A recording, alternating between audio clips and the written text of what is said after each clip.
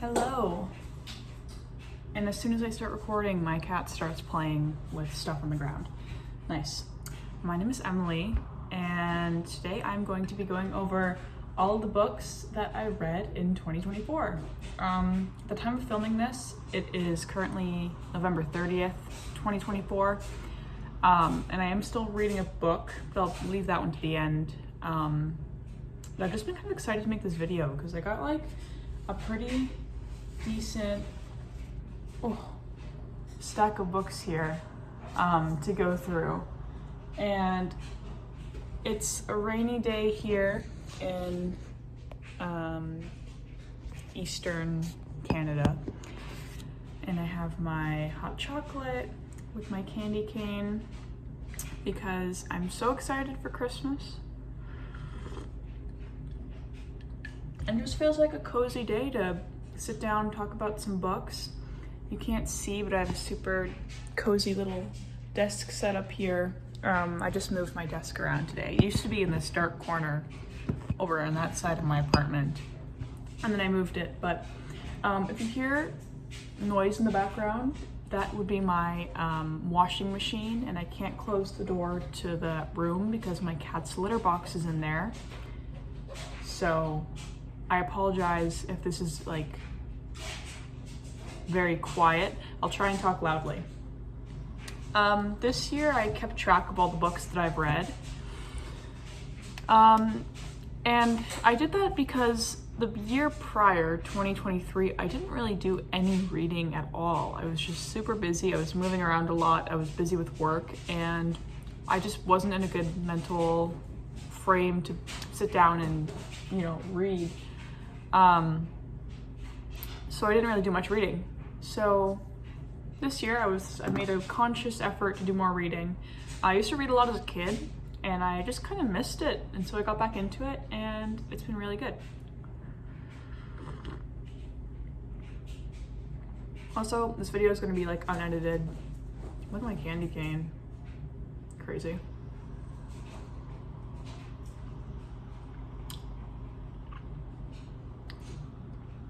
Nice. I'm just gonna go with the flow, so I'm sorry if you have a short attention span. Might be kind of long. So I rated every book on a scale of 1 to 10 after I'd finished it, and I logged the pages, author, genre. It's all on a spreadsheet, but I have it written in little brief notes here as well.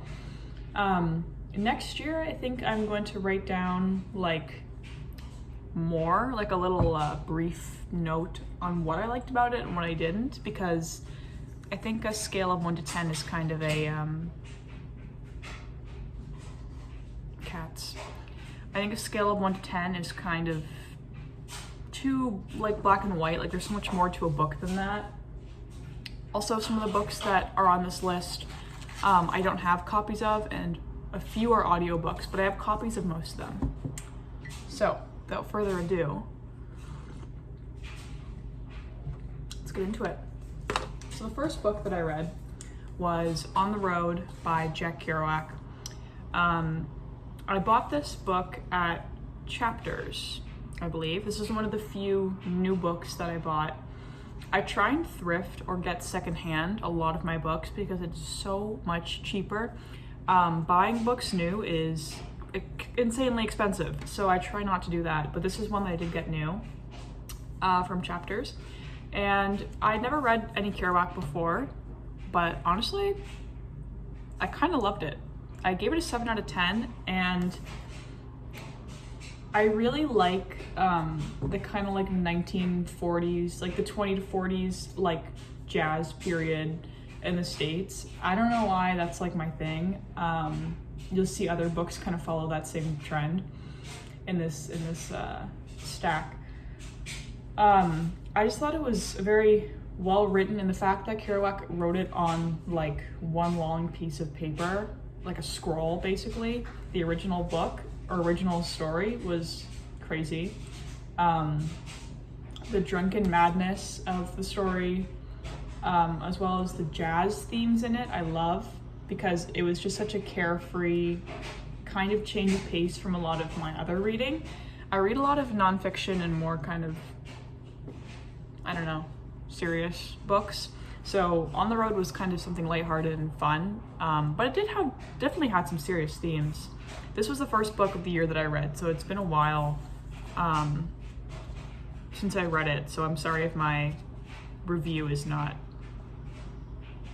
you know, as fleshed out as it should be. But yeah, On the Road, Jack Kerouac, 7 out of 10. Would definitely pick up another Kerouac book in the future. Next book is not really even a book, it's actually more of a brochure, or a pamphlet, maybe. It is Occupy by Noam Chomsky. I got this book at a thrift store, and I honestly didn't even know about the Occupy movement before picking this up. This kind of appealed to me. You'll see it kind of coincides with a lot of my other reading. Reflections on Class War, Rebellion, and Solidarity. I believe this was a pamphlet that was, or not a pamphlet, but like, it was either a pamphlet or a brochure that was handed out during the Occupy movement in 2013, I believe, in the States. And I gave it a 6.5 out of 10. Honestly, I can't say I remember too much from this book. It was a very quick read. I didn't find it super life-changing for me, but to be completely fair, I was not part of the Occupy movement. I don't live in the States. I didn't even know what the Occupy movement was prior to reading this book. So there's that.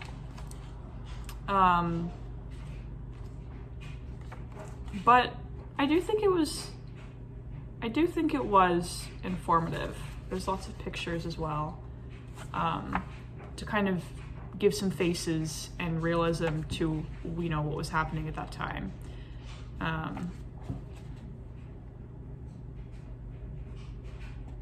Yeah. 2011, sorry, not 2013. 2011 was the start of the Occupy movement, I'm fairly certain. Yeah. So there's that. I probably should know more about that book, but I don't.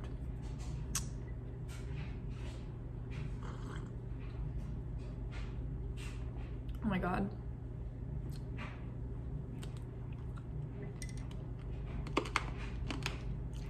I love candy canes.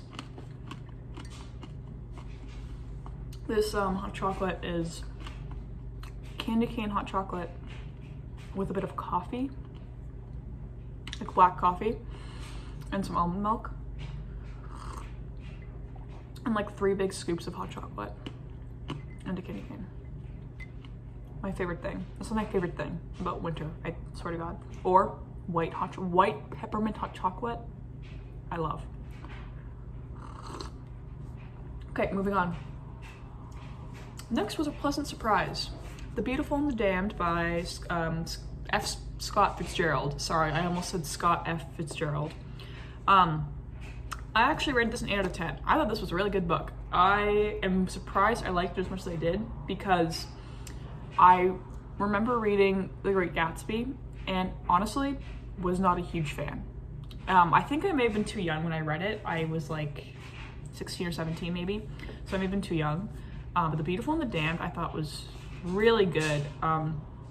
It basically follows these 2 wealthy individuals, Anthony and Gloria, I'm fairly certain, in New York, and they get married, and basically Anthony like never finds a job and just lives off of his inheritance and savings from his wealthy family. And eventually their marriage starts to decay, and Anthony kind of goes mad in the end of the book. But again, it's set in that like 20s jazz New York scene, which I think is just really fun to read about. I don't know, maybe that's just me. But yeah, I think I would definitely read this book again to kind of get a better picture of it. But yeah, Beautiful and the Damned, very much surprised, very much pleased, highly recommend. Even if you didn't like The Great Gatsby, I'd give this one a try for Fitzgerald, because I thought it was really good. Next, Oh, sorry, I forgot to mention where I got this book. This book I got also from Chapters. I think I got it at the same time as I got On the Road. It was like a 3 for $30 deal. 3 for $30 deal or something like that. So this was a one that I got new. Okay.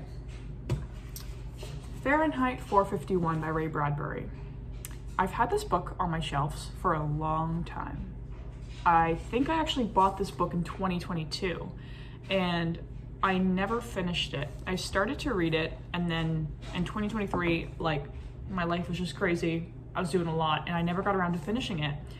And I actually thought the beginning was like super boring, which is really, I was really looking forward to this book because I'm a huge Orwell fan, and this is kind of like Fahrenheit 451. I don't know about the rest of Bradbury's books, but this one in particular is kind of associated with like 1984 Orwellian-esque stuff, as well as Brave New World, which we'll talk about later. And yeah, I had this on my shelves for 2 years. I finally decided to read it. And yeah, 7 out of 10. 7 out of 10. I don't think it was exactly what I was expecting. The beginning was a little bland, I thought. And I found like sometimes when things were being described, like I never really quite understood the parlor, like the family in the parlor. To me, that was like, it was just a living room with 3 TVs and there was people. Like, it's like I didn't really understand what the whole family in the parlor thing meant. I understood the whole seashell in the ear. And I thought the second half of the book was a lot better than the first. That really redeemed itself for me, which is probably why I gave it a 7 out of 10. Am I tempted to read more of Bradbury? Can't say I am, but I'm not opposed to it. This one I believe I got at a bookstore. Like, I bought this one new too, but this was like 2 years I had this one, so yeah.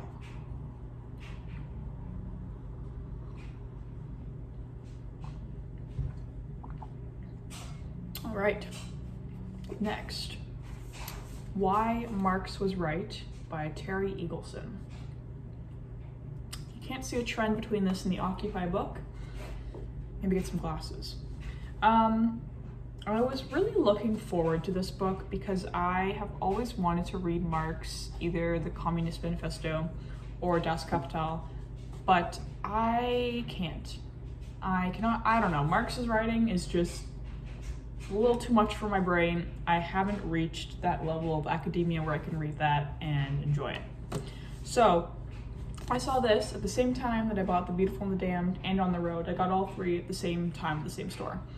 And I was really excited for this book. And I did definitely make some highlights in it. And I gave it a 6.5 out of 10.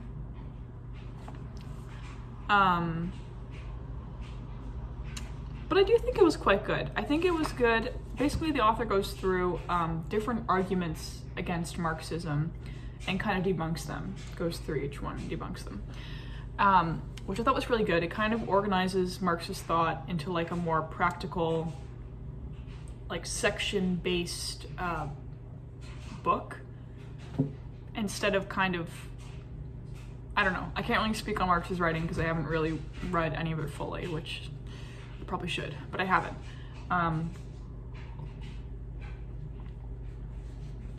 Yeah, 6.5 out of 10. Don't think it was super revolutionary for me. Definitely good. Definitely think I will reference it again. And yeah, I think I definitely read this again, just for further context. Okay, I need to crack my neck. Next is Dr. Jekyll and Mr. Hyde.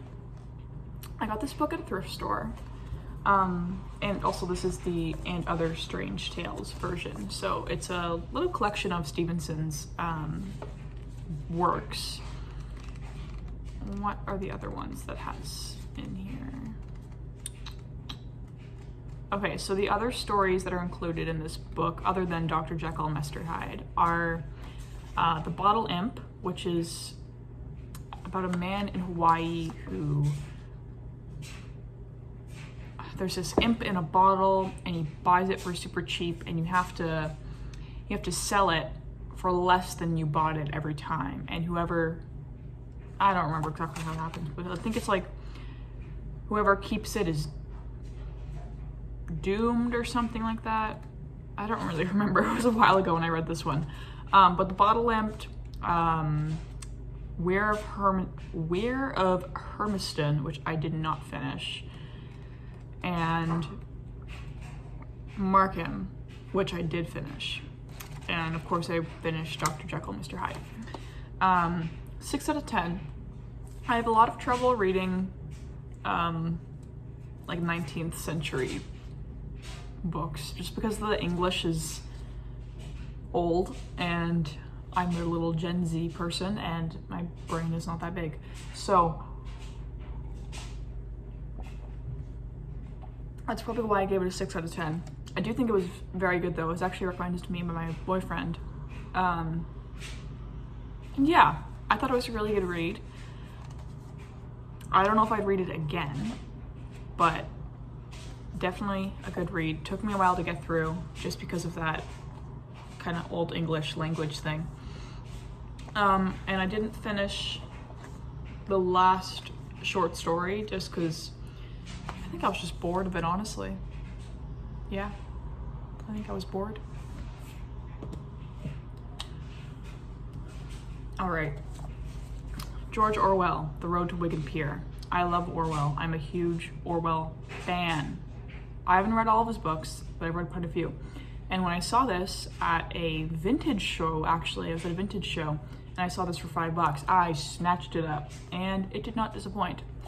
Basically, this is Orwell's account of the coal mines in England. I believe he was commissioned by a book club to go explore, what is it? Lancashire and Yorkshire. I apologize to the Brits out there. In the coal areas during unemployment time, and it goes into basically like how the miners had to get into the mine, how they got out, like the daily commute of like crawling through the mines to actually get to the mine, and like how much work it actually took to like finally get there. Like you don't just walk into a coal mine and start mining, you have to like crawl through this little tiny space, and there's a whole account of that, and the poor nutrition, the malnourishment of those areas. And I think in the later half of it, he kind of, like the first half, he goes into the actual accounts of what he witnessed while he was there. And the second half, he kind of goes into more philosophical, political takes on capitalism and coal mining. I really liked this book, which is not saying much because I like pretty much anything Orwell writes. So, yeah. I don't know. I just think he was a very, very good thinker. I love his writing style. I find I don't get bored reading his writing. Like, of course, everyone's read 1984, Animal Farm, but like Down and Out in Paris and London is an excellent memoir of his. I read that when I was like 15, I think, and I would read it again now. I thought it very, very informative. I just think his writing style flows very nicely. And yeah, if you give me an Orwell book, I'll read it. So this was a good read. If you want to learn about coal mining in London, highly recommend. Highly recommend. I rated this a 8 out of 10.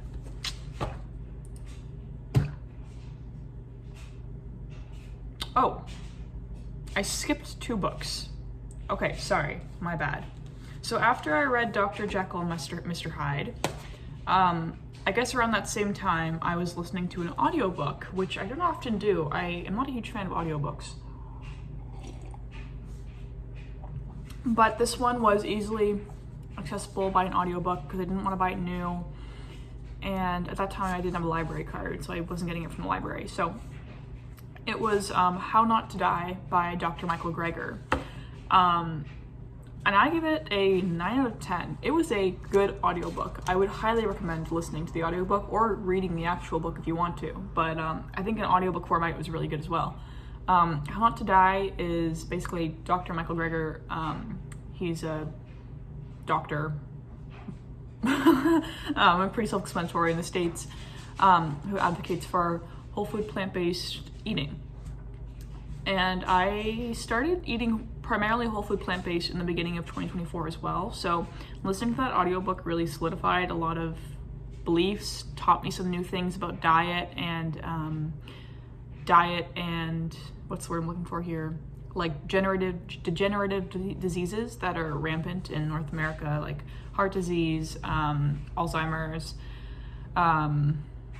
what else is there? Cancer, that's a huge one, cancer, can't forget about cancer. It was a really informative book, it was really well done, and I would just highly recommend anyone who's interested in health, wellness, nutrition, anything like that, to go listen to it. How Not to Die by Michael Greger, Dr. Michael Greger. Very well done, very well researched. He has a whole website, which is like, he doesn't make any money off of it. There's no ads, there's nothing. nutritionfacts.org, where you can find like nutrition facts about food and whatnot. And yeah, I highly recommend it. Yeah. The other book that I read, which I don't have a copy of, but I can put a little picture up here maybe, is God's Behaving Badly by Mary Phillips. This was a book that's actually my brother's that I took with me when I moved out for some reason. I didn't mean to, but it ended up with my stuff. And it's the lowest rated book on this list. It's 5 out of 10. It is about these the Greek gods have been exiled from Greece and now they live in modern London as people, and they still have powers but they don't use them. And I just thought it was really cheesy and just kind of a fluff. Like it was just a lot of fluff. Not much actually happened. The stuff that did happen just wasn't that interesting. It was an easy read, but definitely a lot of fluff. Yeah, God's Behaving Badly by Mary Phillips, 5 out of 10. So, okay, so after that and the audiobook, How Not to Die, I read The Road to Wigan Pier.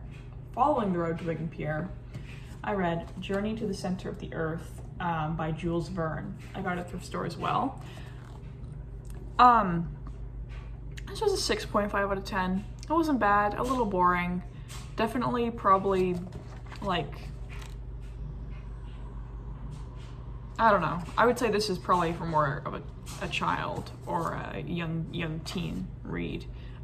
For me, it was a little bit boring, but like it was a pleasant read. It was a good read. Something very lighthearted and fun. Yeah, not bad. Liked the Icelandic setting. It was, pretty cool pictures came up in the mind while reading it. Yeah, 6.5. Meh. Okay, the next one is possibly my highest rated book on this list, and that is Catch-22 by Joseph Heller. I got this book at a secondhand bookstore, and the beginning I struggled through it. By the middle, it clicked, the book clicked in my brain, and it was so good. I want to read this book again. After reading this, I immediately watched the Hulu TV series. I thought this book was so good. It makes sense if you get it. If you don't get it, you don't get it. But if you get it, you get it. Especially as someone that comes from like a military background, like my family and whatnot, where I grew up. Makes a lot of sense. I thought it was super funny, but also super sad, and just, I don't know, it was just an incredible book. Like, I don't even have words to describe how much I enjoyed reading this book. Super entertaining, super insightful, but also very heart-wrenching at the same time. yeah, I would highly recommend Catch-22. Anyone who has any military affiliation or has ever been in the military, has family in the military, I would highly recommend Catch-22 because you will get it. That's all I have to say. 9 out of 10. Following Catch-22, I read Frankenstein by Mary Shelley, which I also got at that same used bookstore that I got Catch-22 at.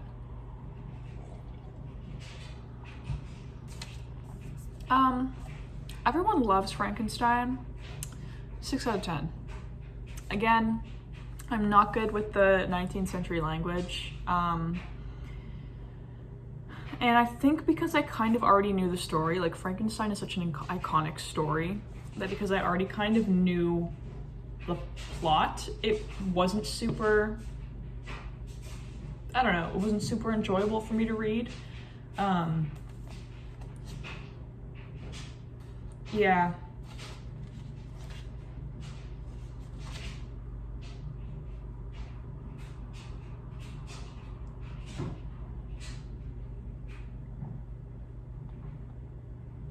But I do think the comment on, like, you know, of course, who's the real monster? The real monster was Victor for creating this creature and then abandoning it. I mean, that's more cruel than the creature itself. I did think like the kind of psychological aspect of the book is really good, and I did really enjoy that. But yeah, 6 out of 10. Yeah, solid. Yeah. Next is Brave New World by Aldous Huxley. I was excited to read this book, and it was not what I expected, but it was still good. I rated it an 8 out of 10. Still very good, but not what I was really expecting at all. And I think I might need to read it a second time to fully kind of grasp it. I don't know what exactly I was expecting, but it wasn't this. But still very good. 8 out of 10. Sorry, I was gonna read. Okay, yeah, so after Brave New World, I read The Defining Decade by Meg Jay. This was a gift from my mom when I was 18. I turned 18, this was a gift from her, and it's about why your 20s matter and how to make the most of them. So when I turned 20, I decided to finally read it. Gave it a 6.5 out of 10. I think it was insightful, I think it was helpful. I don't think a lot of it applied to me, unfortunately. It goes into like, there's a whole chapter on like kids. I don't plan to have kids. I don't want kids. That's a whole other topic, but, and just kind of like, it was a very reaffirmative book to kind of tell me like, hey, your 20s matter. You need to make the most of them now before it's too late and you can't anymore. That was good. It was definitely a good wake-up call. But I just don't think a lot of it really applied to my situation in life. So for that, I give it a 6.5 out of 10. But I'd recommend to anyone in their 20s who is feeling like kind of lost, doesn't know what to do. Anyone who's kind of not sure what to do with themselves, I would recommend this book. That's by Dr. Meg Jay. My book pile almost fell over.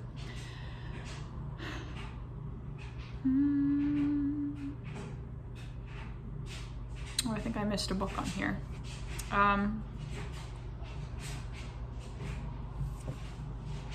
So, after The Defining Decade, I read Cat's Cradle by Vonnegut. This is my second Vonnegut book that I've read. I have a copy of Slaughterhouse-Five as well. And I gave this I actually don't have the rating on here, but I'd give it a 7 out of 10. I think Cat's Cradle was a very good book, very well done, very entertaining.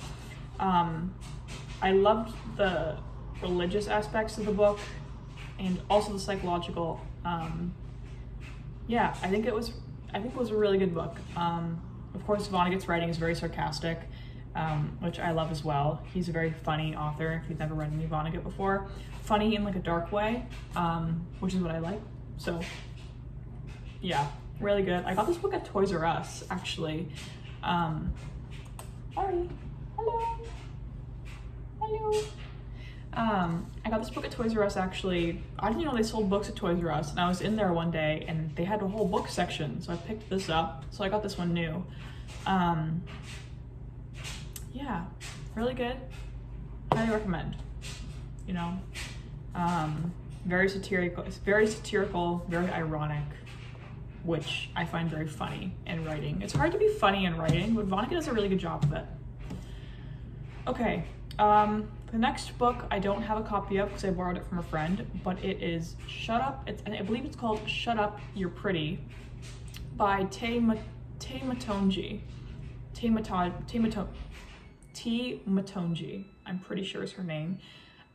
She is a Congolese descent author from Scarborough, Ontario. And it's a collection of short stories which kind of form some kind of like semi-biographical memoir sort of the author's life. It follows a girl through living in poverty in Toronto through her adolescent years up until her early adulthood years, and kind of her experiences with her culture, femininity, living in the city, poverty, all that stuff. It was good, a little bit too raunchy for me. I don't like a lot of super realistic dark themes in books. I don't mind dystopian dark themes, but super realistic dark themes I kind of don't like, just because I'm a sensitive person and I don't like reading about dark things, which is essentially what Shut Up, You're Pretty is about. It kind of goes through all those dark aspects of life that we don't really want to talk about, which is good. It was a good change of pace for me. Definitely kind of reminded me that like I need to incorporate more female authors into my reading. I read a lot of male authors, so I'm trying to incorporate more female authors, which is great. Yeah, I gave it a 6.5 out of 10. Maybe a 7. It's a short read, really good if you are Canadian and are looking for try some Canadian authors. Mutonji, I believe, is her name. Yeah. Okay, so the last book before I go on to my currently reading list is The Bell Jar by Sylvia Plath. I actually picked this up last week in a bookstore, a new bookstore, so this one was bought new as well. And I really liked it. 8 out of 10. A solid 8 out of 10. There are a lot of mixed reviews on this, as this is Plath's only novel, and Plath is more known to be a poet. But this was really good. I would read this again. I think it was excellent. Again, like the 50s New York scene in the beginning, but then it goes into her kind of descent into like depression and suicidal tendencies. And also it has a lot of commentation on the society, like how women were viewed and treated in the society of the 50s, and how their mental health was looked at as well, which I think was really interesting. So yeah, I definitely am like thinking about reading more of Plath's poems. But yeah, The Bell Jar, highly recommend to anyone. Honestly, I'd recommend it to men more than women, just to have, kind of gives you an insight into how women think, which I feel like when you read a lot of male authors, you don't really get that, because obviously they don't really know how women think internally. So The Bell Jar, would recommend to anyone. Whew. Okay.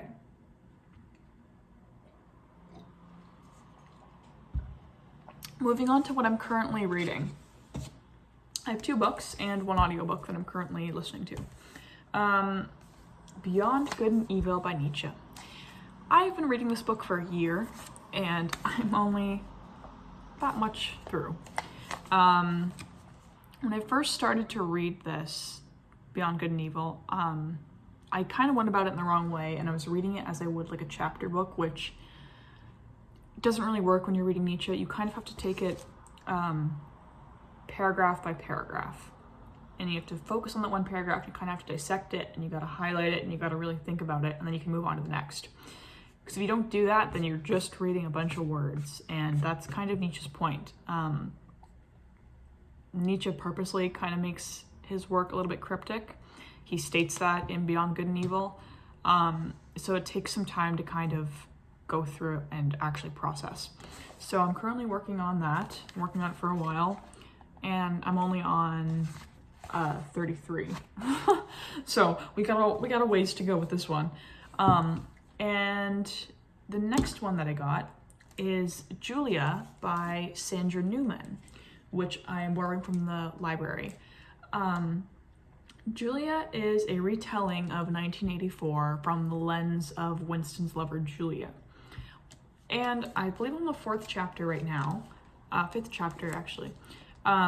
So far, it is quite good. I'm not too sure how I feel about it. We haven't quite gotten into Julia and Winston's relationship in this book in the same way we see it in 1984. I'm kind of in the prelude portion, so oh, it's snowing. So we're learning about Julia and Winston's relationship, we're learning about Julia's life prior to meeting Winston.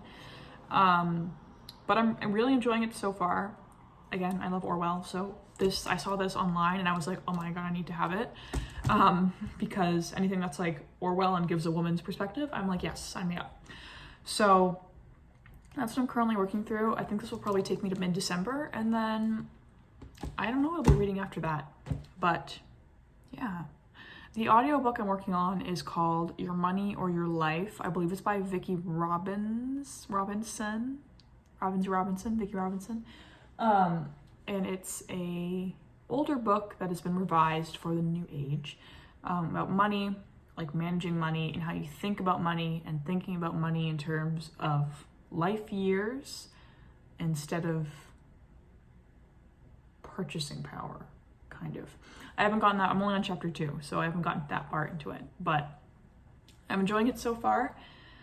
And yeah, that's my reading list for 2024.